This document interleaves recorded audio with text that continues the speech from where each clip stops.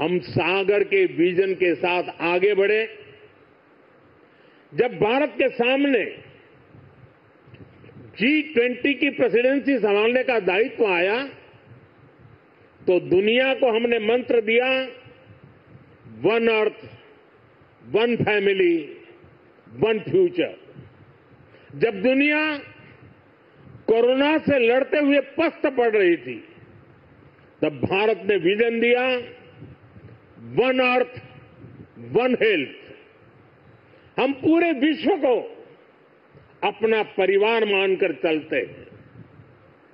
हम सबका साथ, सबका विकास, उस सिद्धांत पर विश्वास करने वाले लोग हैं और इसलिए इस पूरे क्षेत्र की रक्षा सुरक्षा भी भारत अपना दायित्व समझता है। साथियों, ग्लोबल सिक्योरिटी, इकोनॉमिक्स और जियो पॉलिटिकल डायनेमिक्स को दिशा देने में भारत जैसे मैरीटाइम नेशन की भूमिका बहुत बड़ी होने वाली है।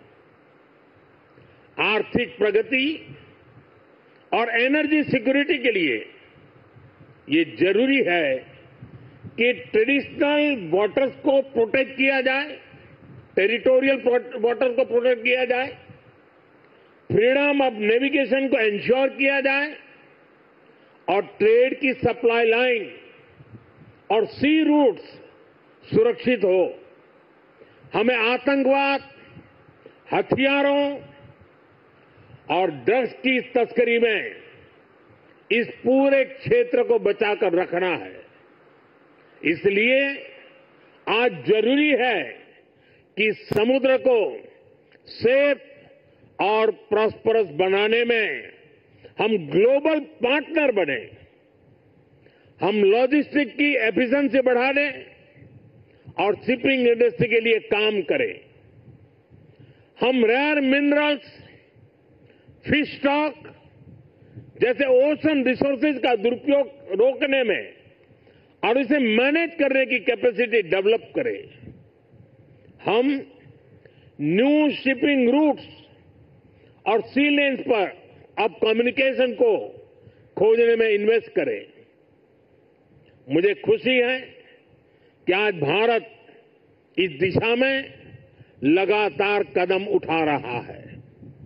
भारत पूरे इंडियन ओशन रीजन में फर्स्ट रिस्पॉन्डर भी बनकर उभरा है। बीते कुछ महीनों में ही हमारी नौसेना ने सैकड़ों जानें बचाई हैं। हजारों करोड़ रुपए के नेशनल और इंटरनेशनल कार्गो की सुरक्षा की है। इससे दुनिया का भारत पर भरोसा बढ़ा है, आप सबके कारण बढ़ा है और इसलिए मैं आज आप सबका भी अभिनंदन करता हूं। भारतीय नौसेना, कोस्ट गार्ड, उन पर यह लगातार भरोसा बढ़ता जा रहा है। आज आप ही देख रहे हैं, आसियान हो, ऑस्ट्रेलिया हो, गल्फ हो, अफ्रीका के देश हो, सबके साथ आज भारत का आर्थिक सहयोग लगातार मजबूत हो रहा है। संबंधों की इस मजबूती में इंडियन ओशन रीजन में भारत की उपस्थिति, भारत का सामर्थ्य एक बहुत बड़ा आधार है और इसलिए आज का ये आयोजन सैन्य दृष्टि के साथ ही आर्थिक दृष्टि से भी उतना ही अहम है।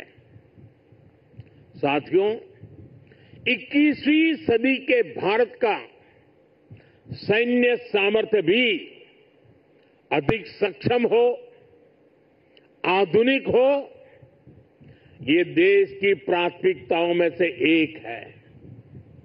जल हो, थल हो, नभ हो, डीप सी हो या फिर असीम अंतरिक्ष, हर जगह भारत अपने हितों को सुरक्षित कर रहा है।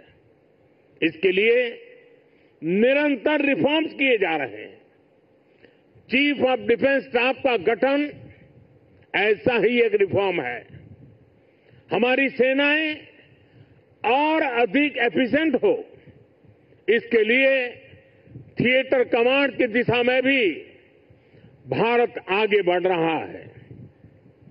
साथियों, पिछले 10 साल में जिस तरह भारत की तीनों सेनाओं ने आत्मनिर्भरता के मंत्र को अपनाया है, वो बहुत ही सराहनीय है। संकट के समय दूसरे देशों पर भारत की निर्भरता कम से कम हो, इस गंभीरता को समझते हुए आप सभी इस काम को आगे बढ़ा रहे हैं, नेतृत्व दे रहे हैं।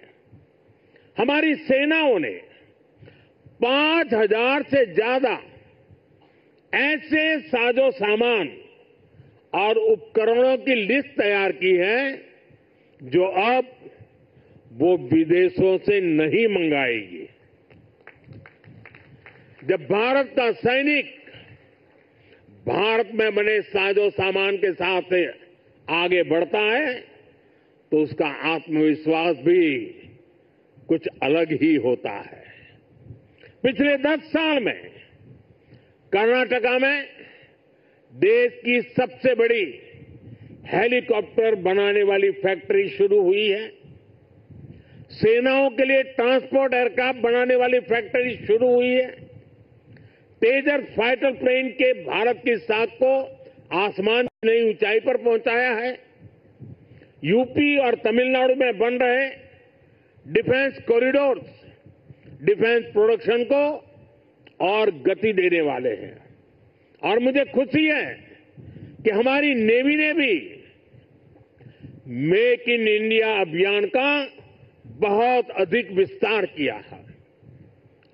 इसमें मझगांव डॉकयार्ड के आप सभी साथियों की भी बहुत बड़ी भूमिका है। पिछले 10 साल में नेवी में 33 शिप्स और 7 सबमरीन्स को शामिल किया गया है।